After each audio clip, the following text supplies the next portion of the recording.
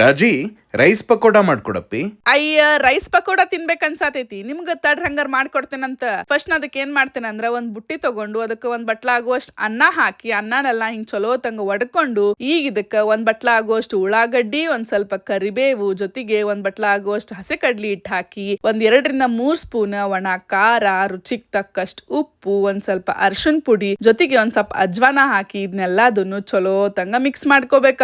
ಆಮೇಲೆ ಇದಕ್ಕ ಸ್ವಲ್ಪ ನೀರ್ ಹಾಕೋಂತ ನಾವ್ ವಡಾ ಮಾಡ್ಬೇಕಾದ್ರೆ ಕಲಿಸ್ತೇವಲ್ಲ, ಆ ಹಿಟ್ಟಿನ ಹದಕ್ಕ ಅದನ್ನ ಚಂದಂಗ್ ಕಲಿಸ್ಕೋಬೇಕು. ಇದು ಬಾಳ ತಿಳುವಾಗಬಾರ್ದು ನೋಡ್ರಿ, ಹಿಂಗ ಗಟ್ಟಿ ಇರ್ಬೇಕ. ಈಗ ಇದಕ್ಕ 2-3 ಸ್ಪೂನ್ ಆಗುವಷ್ಟು ಅಕ್ಕಿ ಹಿಟ್ಟು ಹಾಕಿ ಇನ್ನು ಚಂದಂಗ ಮಿಕ್ಸ್ ಮಾಡ್ಕೊಂಡು 5-10 ನಿಮಿಷ ಇದನ್ನ ನೆನಾಕ್ ಬಿಡ್ಬೇಕ. ಈ ಕಡೆ ಒಲಿ ಮೇಲೆ ಒಂದ್ ಬಾಳ್ಗಿ ಇಟ್ಟು ಅದಕ್ಕ ಎಣ್ಣೆ ಹಾಕಿ, ಎಣ್ಣೆ ಕಾದಿಂದ ನಾವೇನೆಲ್ಲ ಕಲ್ಸಿಟ್ಕೊಂಡಿರ್ತೇವಲ್ಲ ಅನ್ನ ಹಾಕಿ ಅದನ್ನ ನಮ್ ಗ್ಯಾಸ್ ಸೈಜ್ ಬೇಕಲ್ಲ, ಆ ಸೈಜ್ ಒಳಗ ಕಾದಿದ್ದ ಎಣ್ಣೆಗ್ ಬಿಟ್ಟು ಚಂದಂಗ ಫ್ರೈ ಮಾಡ್ಕೊಂಡ್ರ ಮಸ್ತನು ಬಿಸಿ ಬಿಸಿ ಪಕೋಡ ರೆಡಿ ಆಗ್ತಾವ. ಬರ್ರಿ ತಗೋರಿ ತಿನ್ರಿ, ಹೆಂಗಾಗ್ಯಾವಂತ ರುಚಿ ನೋಡಿ ಹೇಳ್ರಿ.